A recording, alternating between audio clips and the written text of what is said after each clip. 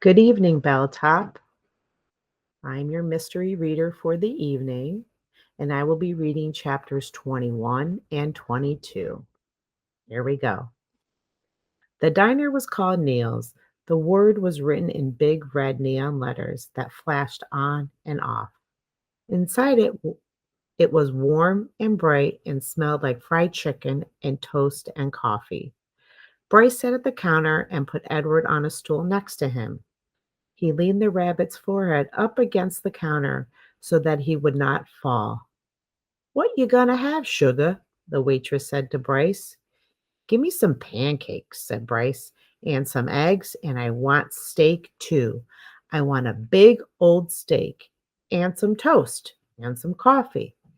The waitress leaned forward and pulled at one of Edward's ears, and then pushed him backwards so that she could see his face.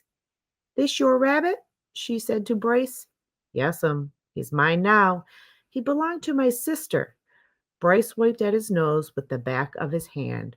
"We're in show business, me and him." "Is that right?" said the waitress. She had a name tag on the front of her dress. Marlene, it said. She looked at Edward's face and then she let go of his ear, and he fell forward so that his head rested against the counter again. "Go ahead, Marlene," thought Edward. "Push me around. Do with me as you will. What does it matter? I am broken, broken." The food came, and Brace ate all of it without even looking up from his plate. "Well, you sure was hungry, for sure," said Marlene, as she cleared away the plates. "I reckon show business is hard work." "Yes'm," said Brace. Marlene tucked the check under the coffee cup.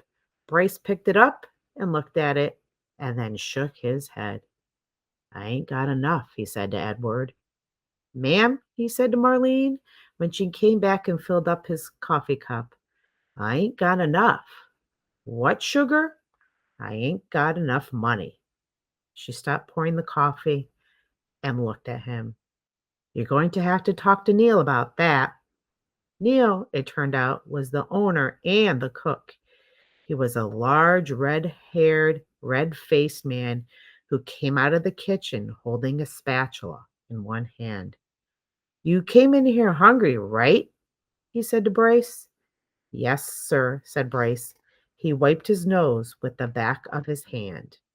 "And you ordered some food, and I cooked it, and Marlene brought it to you, right?" "I reckon," said Bryce. "You reckon?" said Neil. He brought the spatula down on the countertop with a thwack. Bryce jumped. "Yes, sir. I mean, no, sir. I cooked it for you," said Neil. "Yes, sir," said Bryce. He picked Edward up off the stool and held him close.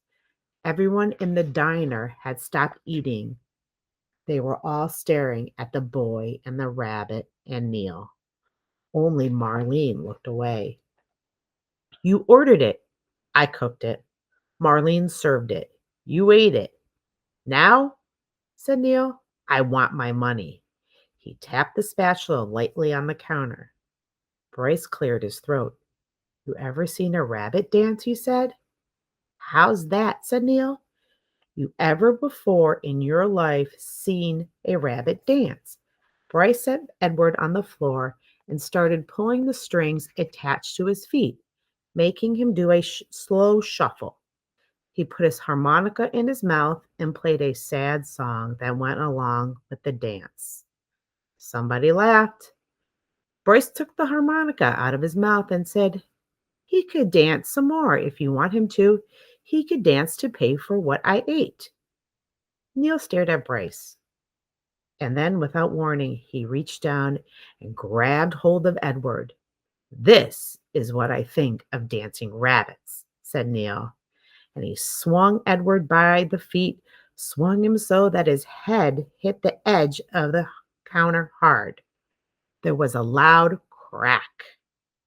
Bryce screamed, and the world, Edward's world, went black. Chapter 22. It was dusk. and Edward was walking down a sidewalk. He was walking on his own, putting one foot in front of the other without any assistance from anybody. He was wearing a fine suit made of red silk. He walked down the sidewalk and then he turned onto a path that led up to the house with lighted windows. I know this house, thought Edward. This is Abeline's house. I am on Egypt Street. Lucy came running out the front door of the house, barking and jumping and wagging her tail. Down, girl, said a deep, gruff voice. Edward looked up, and there was Bull standing at the door. Hello, Malone, said Bull. Hello, good old rabbit pie. We've been waiting for you. Bull swung the door wide, and Edward walked inside. Abilene was there, and Nellie, and Lawrence, and Bryce. Susanna, called Nellie. Jangles, said Bryce. Edward, said Abilene. She held her arms to him, but Edward stood still. He looked around the room. You're searching for Sarah Ruth? Bryce asked. Edward nodded. You got to go outside if you want to see Sarah Ruth, said Bryce. So they all went outside, Lucy and Bull and Nellie and Lawrence and Bryce and Abilene and Edward. Right there, said Bryce. He pointed up at the stars. Yup, said Lawrence. That is the Sarah Ruth constellation. He picked Edward up and put him on his shoulder. You can see it right there. Edward felt a pang of sorrow, deep, sweet, and familiar. Why did she have to be so far away? If only I had wings, he thought. I could fly to her. Out of the corner of his eye, the rabbit saw something flutter. Edward looked over his shoulder, and there they were, the most magnificent wings he had ever seen, orange and red and blue and yellow.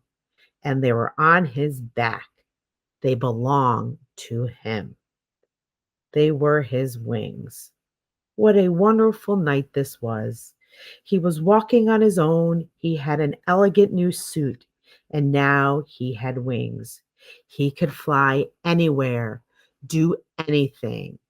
Why had he never realized it before? His heart soared inside of him. He spread his wings and flew off Lawrence's shoulders, out of his hands, and up into the nighttime sky, towards the stars, towards Sarah Ruth. No, shouted Abilene. Catch him, said Bryce. Edward flew higher. Lucy barked. Malone, shouted Bull, and with a terrific lunge, he grabbed hold of Edward's feet and pulled him out of the sky and wrestled him to the earth.